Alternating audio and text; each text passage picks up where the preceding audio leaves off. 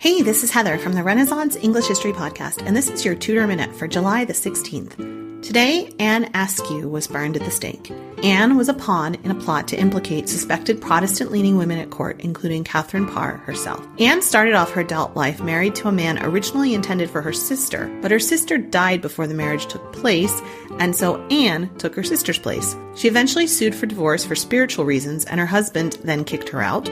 She came to London and began preaching the gospel by heart. At the time she was arrested, the opponents of the king's current and last queen, Catherine Parr, tried to link Anne with Catherine in an attempt to bring the queen down. But even though Anne was illegally tortured on the rack, the only woman on record to ever have been tortured in the Tower, she never gave away any names and she never implicated the queen. After her torture, she actually had to be carried to the stake. That's how bad it was. And she was burned. She was burned on a chair because her injuries were so great she couldn't even stand. The constable of the Tower was so impressed with her, he actually had refused to torture her, so others, including Richard Rich, had to. In part because of the backlash against her execution, no more Protestants were killed under Henry VIII before he died. That's your Tudor Minute for today. Remember, you can dive deeper into life in 16th century England through the Renaissance English History Podcast at englandcast.com.